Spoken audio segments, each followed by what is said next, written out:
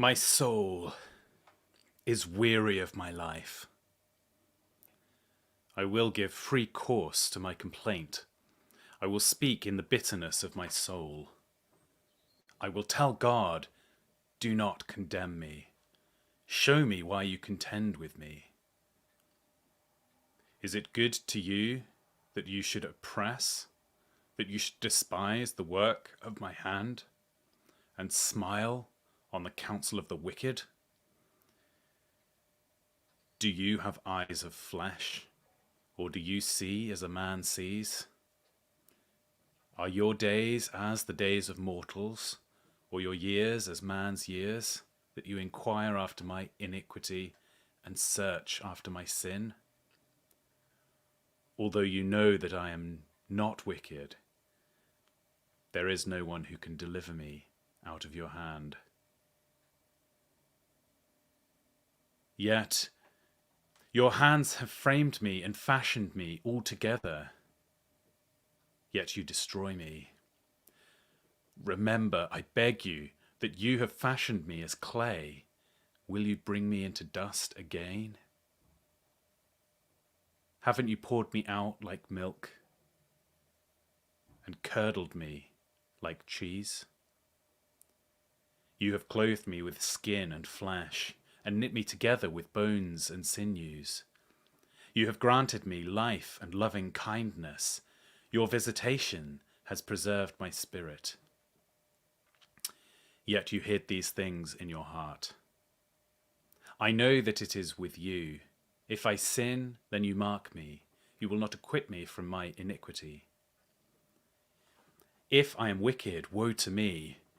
If I am righteous, I still will not lift up my head, being filled with disgrace and conscious of my affliction. If my head is held high, you hunt me like a lion. Again you show yourself powerful to me. You renew your witness against me and increase your indignation on me. Changes and warfare are with me. Why then have you brought me out of the womb? I wish I had given up the spirit and no eye had seen me. I should have been as though I had not been. I should have been carried from the womb to the grave. Aren't my days few? Stop. Leave me alone that I may find a little comfort before I go where I will not return from, to the land of darkness and of the shadow of death. The land dark as midnight, of the shadow of death, without any order, where the light is as midnight.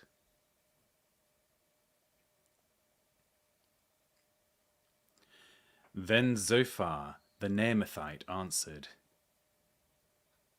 Shouldn't the multitude of words be answered?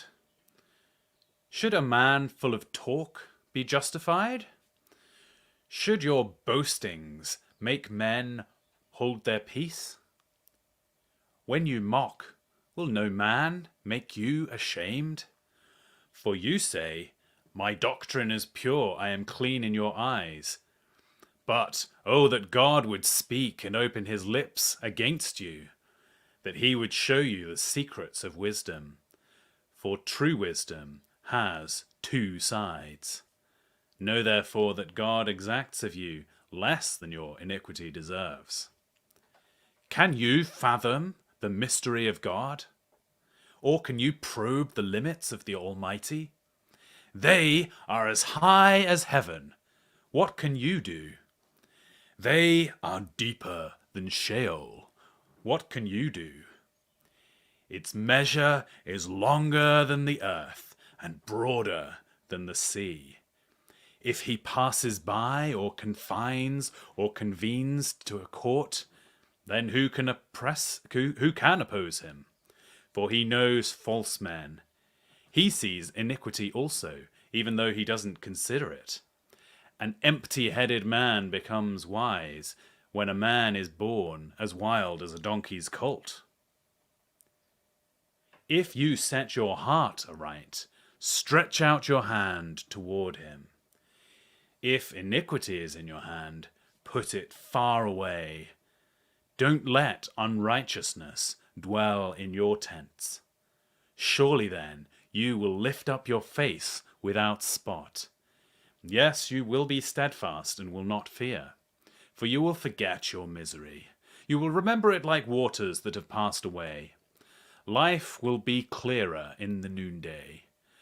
Though there is darkness, it will be as morning. You will be secure because there is hope. Yes, you will search and will take your rest in safety. Also, you will lie down and no one will make you afraid. Yes, many will court your favor, but the eye of the wicked will fail. They will have no way to flee. Their hope will be the giving up of spirit. Then Job answered, No doubt, but you are the people, and wisdom will die with you. But I have understanding as well as you. I am not inferior to you. Yes, who doesn't know such things as these? I am like one who is a joke to his neighbor. I who called on God, and he answered. The just, the blameless man is a joke. In the thought of him who is at ease, there is contempt for misfortune. It is ready for them whose foot slips. The tents of robbers prosper. Those who provoke God are secure, who carry their God in their hands. But ask the animals now, and they will teach you. The birds of the sky, and they will tell you. Or speak to the earth, and it will teach you. The fish of the sea will declare to you, who doesn't know that all these Yahweh's hand has done this, in whose hand is the life of every living thing, and the breath of all mankind. Doesn't the ear try words, even as the palate tastes food? With aged men is wisdom, in length of day is understanding. With God is wisdom and might. He has counsel in everything. Behold, he breaks down, and it can't be built again. He imprisons man, and there can be no release. Behold, he withholds the waters, and they dry up. Again he sends them out, and they overturn the earth. With him is strength and wisdom. The deceiver and the deceived are his. He leads counselors away stripped, and makes judges fools. He loosens the bonds of kings, and binds their waist with a belt. He leads priests away stripped, and overthrows the mighty. He removes the speech of those who are trusted, and takes away the understanding of the elders. He pours contempt on princes, and loosens the belt of the strong. He uncovers deep things out of darkness, and brings out to light the shadow of death. He increases nations, and he destroys them. He enlarges nations, and he leads them captive.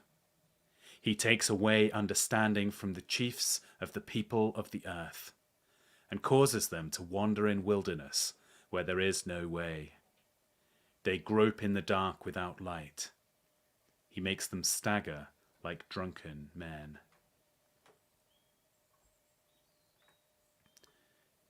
Behold, my eye has seen all this, my ear has heard and understood it.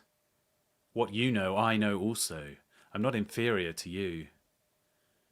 Surely I would speak to the Almighty. I desire to reason with God. But you are forgers of lies. You are all physicians with no value. Oh, that you would be completely silent. Then you would be wise. Hear now my reasoning. Listen to the pleadings of my lips. Will you speak unrighteously for God and talk deceitfully for him?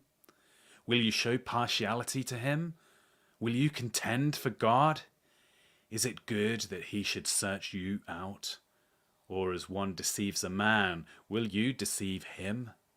He will surely reprove you if you show partiality secretly. Shall not his majesty make you afraid, and his dread fall on you? Your memorable sayings are proverbs of ashes. Your defenses are defenses of clay. Be silent. Leave me alone that I may speak. Let come on me what will. Why should I take flesh in my teeth and put my life in my hand? Behold, he will kill me. I have no hope. Nevertheless, I will maintain my ways before him. This also will be my salvation, that a godless man will not come before him. Listen carefully to my speech. Let my declaration be in your ears. See now, I have set my cause in order. I know that I am righteous. Who is he that will contend with me? For then I would hold my peace and give up the spirit. Only don't do two things to me. Then I will not hide myself from your face. Withdraw your hand far from me, and don't let your terror make me afraid. Then call, and I will answer. Or let me speak, and you answer me. How many are my iniquities and my sins? Make me know my disobedience and my sin. Why do you hide your face and consider me your enemy? Will you harass a driven leaf? Will you pursue the dry stubble? For you write bitter things against me, and make me inherit the iniquities of my youth. You also put my feet in stocks, and mark all my paths. You set a bound to the soles of my feet. Though I am decaying like a rotten thing, like a garment that is moth-eaten.